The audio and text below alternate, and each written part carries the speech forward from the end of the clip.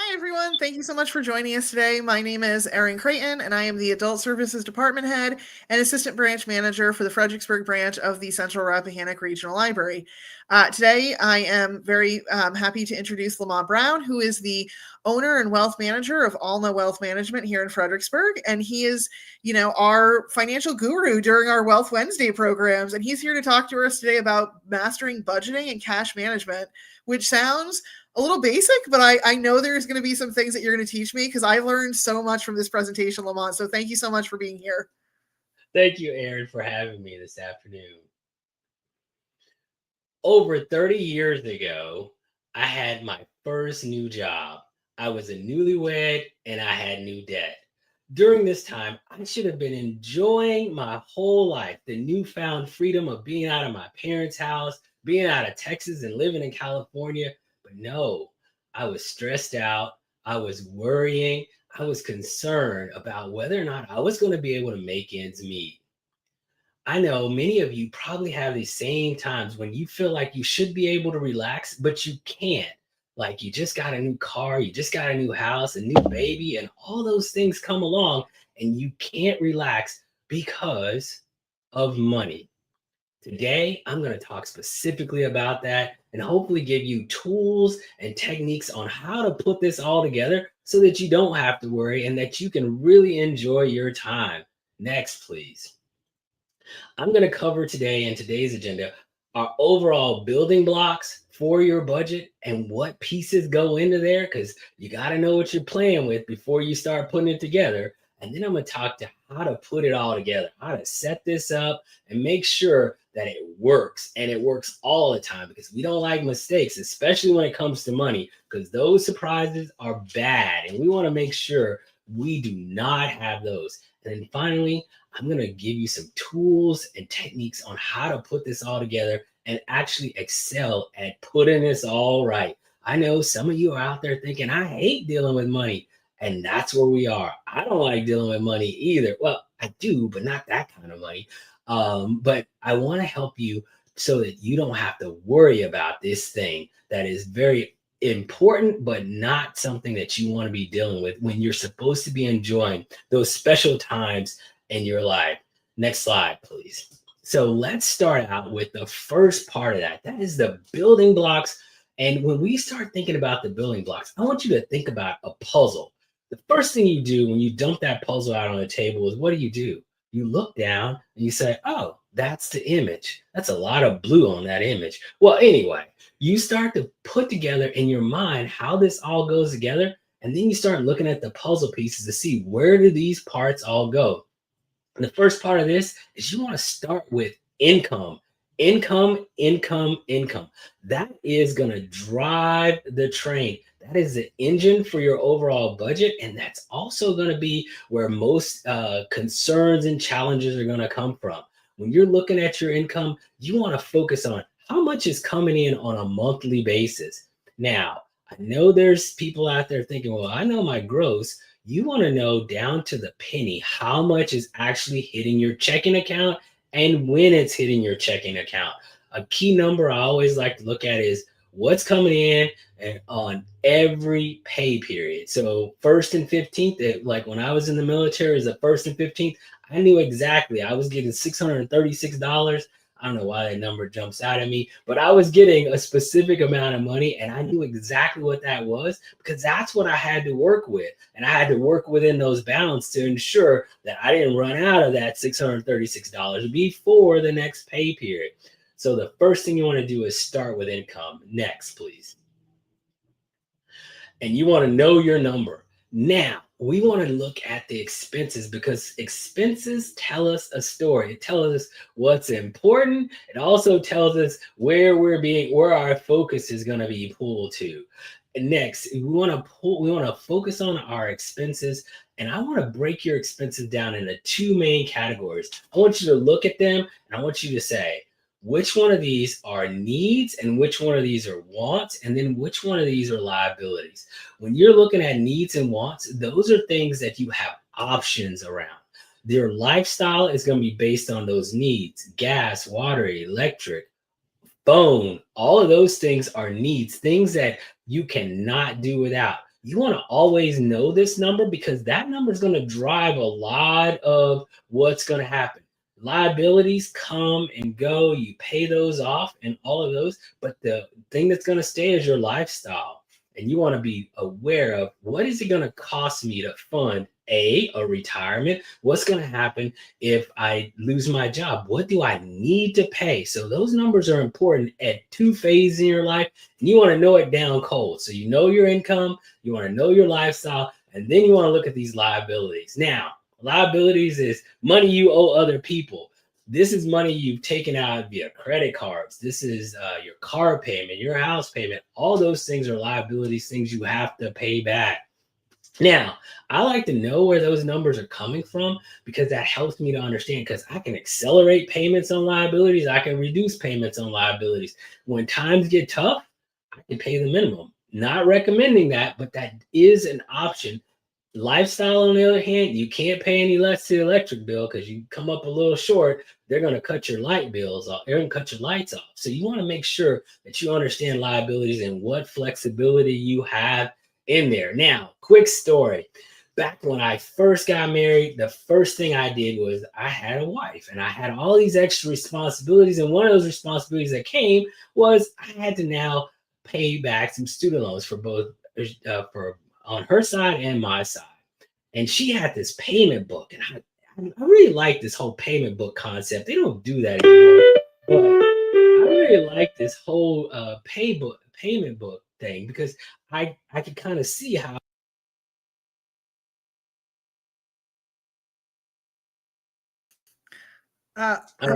Oh, there we go. I'm sorry. I was rejoining because we lost you there for a minute when you started talking about the payment book. Yeah, my phone rung. So with the payment book, when that payment book actually comes in, I was really happy because I could pay on time and I was doing all these things. Well, for years, I paid this pay book and I was like, I'm going to get to this payment book and things are going to be great. I'm going to be done with payments. Lo and behold, I finished making all the payments in that payment book. I called the company to get proof that I paid it off. And what did they tell me? Oh, no, Mr. Brown, we're going to send you another book. So that's just a little to know, a little funny story so that you know, you need to know how long is it going to take you to pay these liabilities off, what your balance is, and what are you shooting for, and how much can you pay extra. So first we know our income, then we know our expenses and our lifestyle and our liabilities. And then next, we have our savings for the future. This is important. You want to break your savings down next into two main components. You have your short term and your long term. Most people just lump it all together. I like to break those two out because there's expenses that you're looking at right now that are not going to be there 3 years from now. Like, for instance, I know I'm going to be traveling over the summer. We started out at the beginning of the year knowing that we were going to be traveling over the summer. So we set up an account just for that expense. And every time we get a few extra dollars here or there, we're putting money into that account so that when I travel, I know exactly how much I have to spend. I know how comfortable I'm going to be on this trip and all of those things. If it's a budget thing, okay, that's fine. But I now know what I'm going to be spending and I'm already segmented it out. I don't want this money to mingle or commingle with my long-term savings, which is your emergency fund and that money that keeps you protected in those times of need. You want to make sure that you segment it out and keep it kind of protected. So we covered a lot of things. We covered start with your income, know your number. What number are we looking at? We're looking at how much money is coming into your checking account on a monthly basis and when. You want to know the when. Then you want to look at your expenses, break them out into lifestyle versus liabilities. And then you want to focus on your savings and make a separate pot for that short and long term. I know people are out there thinking to themselves, okay, my income changes every month or each payment is not the same. That's correct. You want to get a track of where it is and how much it changes. So if it's a large range, like if it's $100 here and there, you want to know that. And you want to understand that at any given point, I need to keep an extra $100 because next pay period might be a little bit short.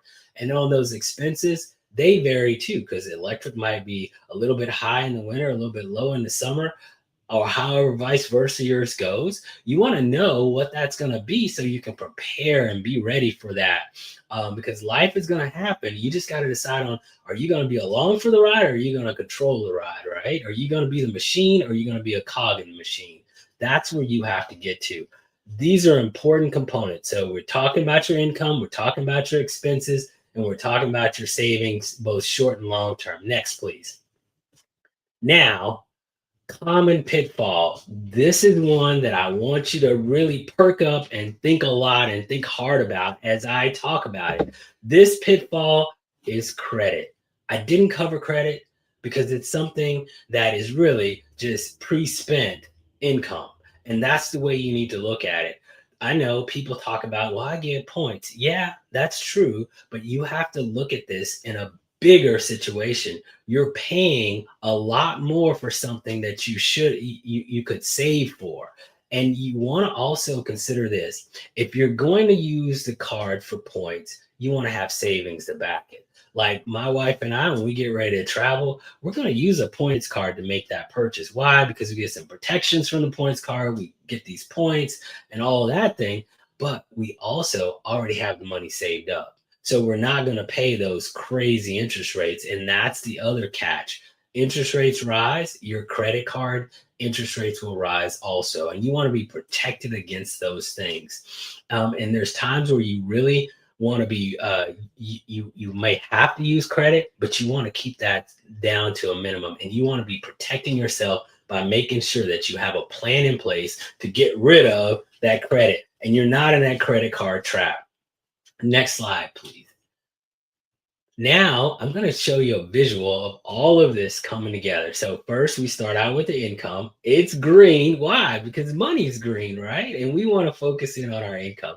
Then we have our lifestyle, which is red. This is money going out of your household. Next. And then we have our liabilities. This is money we're giving other people. And then finally, we have our savings, which is also green. Green because this is money that you're retaining and holding and keeping, because it's hard enough to go to work and pay those bills, but it's even harder when you don't have something to show for it. And that's what that savings is. It's something to show for it, because that's money that has not been obligated to do anything else. And it's really there to protect you and your family as you are looking forward to the future. Next slide, please. Now, we covered a lot. We covered all of the components. We've got our income, we've got our expenses, and we've got our savings, and we talked about credit. Let's talk about the how. I know I may not be the only person that's ever done this, but I may not be the only person that's done this, but I'm standing in the grocery line and I look down in my basket and I say, how much is that? I'm starting to do math in my head, can't get there. I've taken my shoe off. I'm doing everything I can to calculate potentially how much money is this going to cost me? Why? Because I don't know whether or not I have it in my checking account. That's exactly the feeling that I want to get rid of with this whole system. I set this system up years ago because I was tired of walking into a situation, needing to make purchases and not knowing where I stood financially. And so I wanted this to be easy I wanted to protect me from myself. So the two principles I went into with this whole system was, I wanted it to be I wanted it to be to reduce uncertainty. B, and I wanted to protect me from myself. Next slide, please. Next, the first part of it. Oh,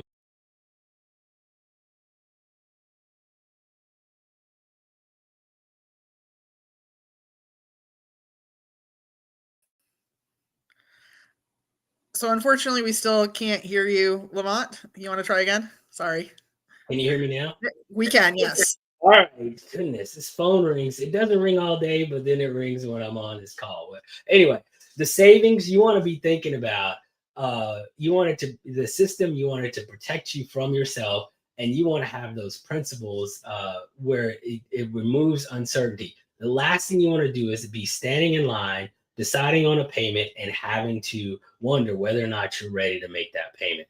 Number one, starting out, you want to think about savings. Earlier, I talked about both short-term and long-term savings. Your savings needs to be broken down into two main areas: your emergency fund, which is that long-term, that 3 to 6 months, and then your travel and other things, that short-term savings. I like to call this the shield, because this is going to shield you from a lot of things that are going to happen in this world. Job changes. It's going to give you protection against changes in bills and things like that, or unexpected expenses. It's really going to be there to make sure that you are taken care of. So the number one account we start with is savings. It also has an ability to show you how much you're keeping on a monthly basis. Next, our first checking account is Main. Now, I know you're looking at this thinking, well, Main, what does that mean? This is the workhorse of your checking accounts. This is where all your bills are paid from. If you have one of those pesky things called checkbooks, this is where your checkbooks are connected. The one thing that's not connected to Main is a debit card. You don't want the ability to go in and pull money out, because you don't want to interfere with your ability to pay your lifestyle expenses. Think of Main as the place where your lifestyle expenses are paid from. This is the most important account. And like I said earlier, I want to make sure that I can protect myself from myself. So I have that spending account. That spending account is a debit card that I can use at will, knowing that I'm not going to interfere with my ability to pay my lights, my water, or anything like that. So first two accounts are the most important: this Main, spending, and savings. Now, this is the simple form of this whole system. If you have two checking accounts, one savings account, your emergency fund, you will be set up. Now, next, advanced step number 3 is having gas and groceries and entertainment. One thing my wife and I have always dealt with is she goes to the grocery store, I stop off, get gas, and we didn't want that interfering with our ability to meet our bills, and we didn't want the changes in gas prices and all those things to have a big impact on our overall ability to make ends meet. And it also allows us to look down quickly at our smartphone to see whether or not we're on track, or how much money we have, without worrying about the electric bill or anything like that. I know I talk a lot about electric bills, but that's just the one that keeps popping up. Then entertainment, that's where those pesky subscriptions go, that Netflix, that Hulu, that Apple TV, all of those things, because I wanted to control and be able to keep track of all of those, and I don't take that debit card out. So in my wallet, I have 2 debit cards. That's the spending and the gas and groceries. So if someone were to get one of my debit cards, they're not going to be able to interfere with my ability to make my lifestyle payments. They're only going to be able to touch the small amount of money that's sitting in spending and the small amount of money that's sitting in gas and groceries. Like I said, the first things first is I want to make sure it removes uncertainty. The way this works is, if I need to know how much I can go spend for lunch, all I do is open up my smartphone, look down, and there I know. I know exactly what it is. There's no checks coming out. There's no subscription payments coming out of that account. All it is the money that I have set aside for this moment in time where I can actually use it. And then finally, retirement. This is the final account of all of these. So you got your savings, you got your checking, and you got your retirement. So you're set up for the whole thing. You got long-term, short-term, and day-to-day all covered in this whole system. Next. Now, let's see what it all looks like together. All those happy red accounts are money going out of your pocket. All those green accounts are money staying in your pocket. You want to know how you're all set up and what your rules are. My wife and I have several rules that we live by to make sure that as things happen, we adjust. The entertainment account, it ebbs and flows because those bills come in and out. We're not as concerned with that, and we keep that debit card at home, and we only use it to sign up for Netflix. Savings account, we're constantly putting money in there. into the travel and the other funds that we're looking for. But this is easy and it's straightforward, and it protects you from yourself, because you never run the risk of going out and spending too much on your debit card and actually interfering with your ability to make your lifestyle payments. Now, up to this point, we covered the building blocks. We covered how to put this together and what that scaffolding looks like. Now, let's get to the geeky part. Next slide. I'm a tech guy by trade and a finance guy by heart, right? So I started out this whole thing as a tech guy, and I was geeky and into computers and things like that. So I really get off on this part of it, and I really enjoy talking about the tech of it.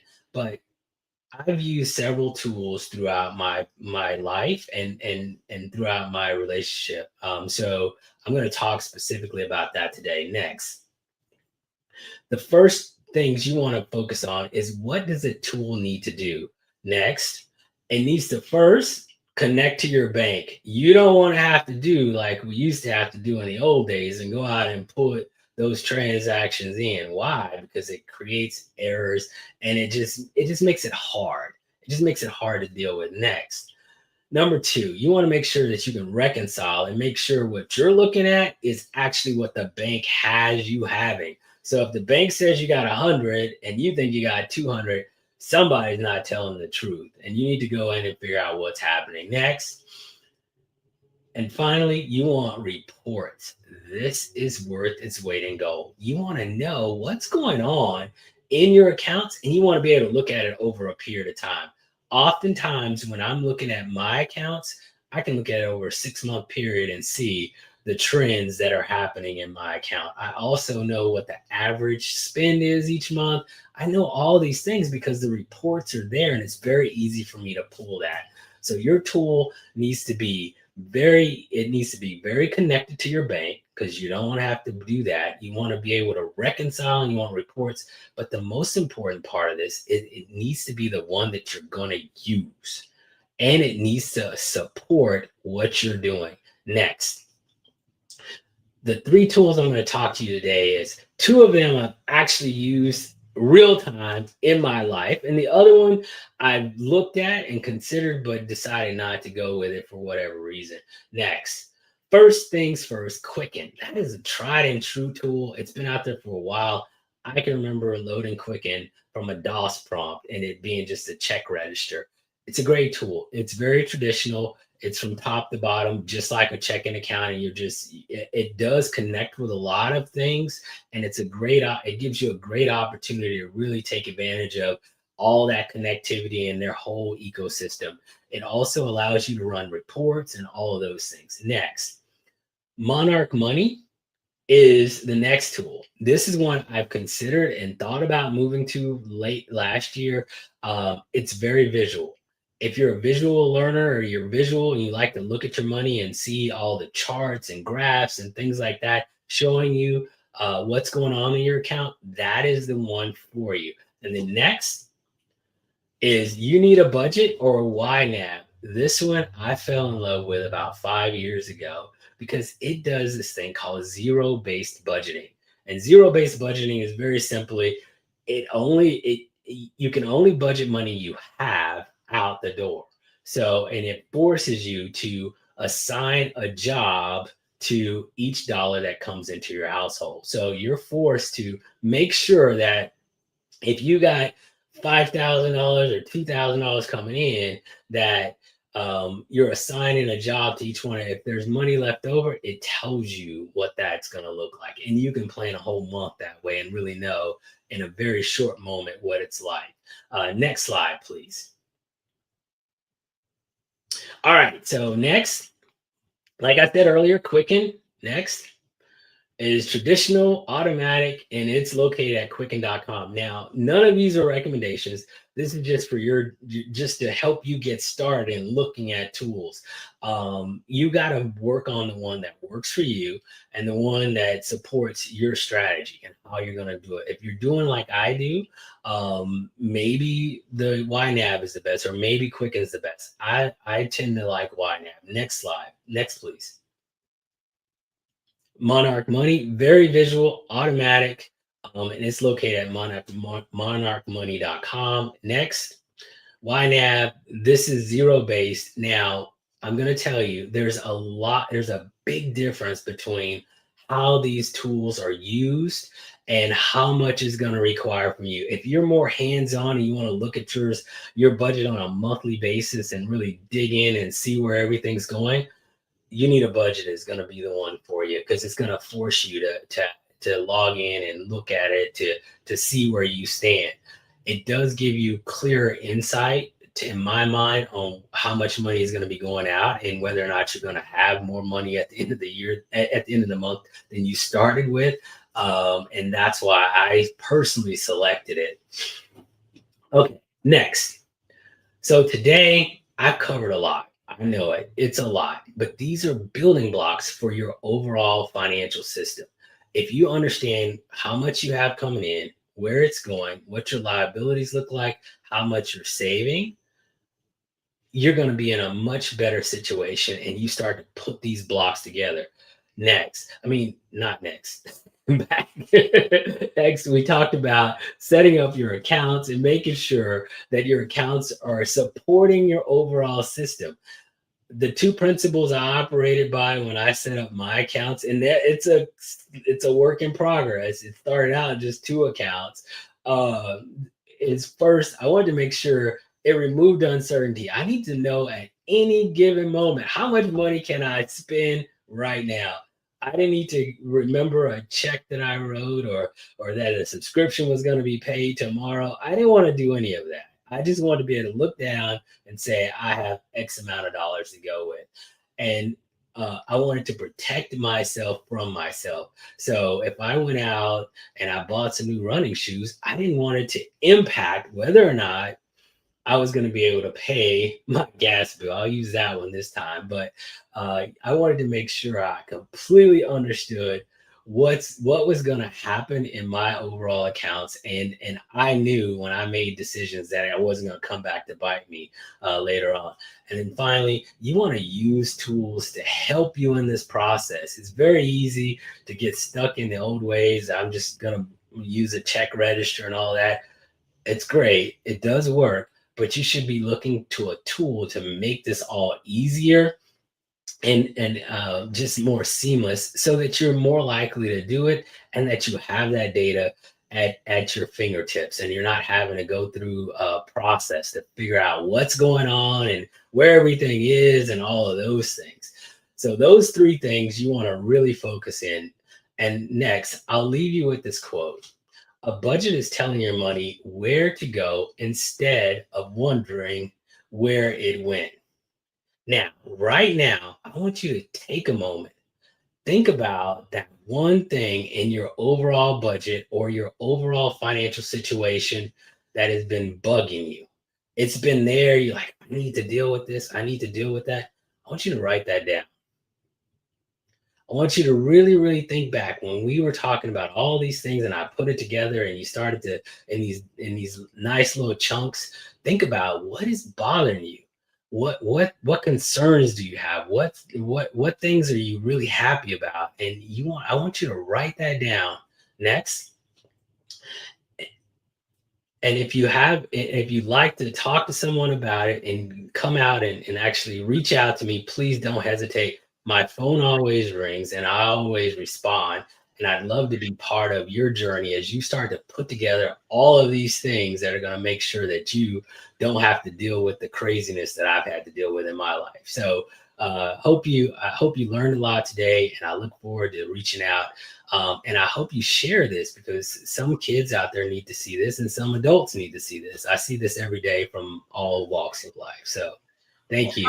Lamont, thank you so much. That was really good. The basics of building a budget seem like a really good place to start if you're kind of like concerned about what's going on with your finances. And the cool thing about that product that you didn't recommend, but you told us about, YNAB, was that for college students, they can get it for free for a year. Oh, wow. Didn't know that. I was very intrigued when you were talking, so I opened another tab and I was like, well, I've never heard of that before. And it said college students can get it for free for a year. And I wish that they had something like that when I was in college. Yeah. YNAB is really good because it at the top of the screen it'll show you a number and it'll say $500, and that's all you have left over. And so you know up front, if you put in everything, that you only have $500. You don't have to do anything else. You don't look at the bottom. It's right there, right in front of you. And I really like that about it. Definitely. Things so that keep it straightforward, things that are visual, because people learn in different ways. So if they can actually see how they're spending their money, they can help hopefully get control of their finances. So thank you so much for being here today. We'll look forward to learning something new from you next month. Again, I love these. I always learn something new from you. So thank you so much, Lamont. Thank you, Erin.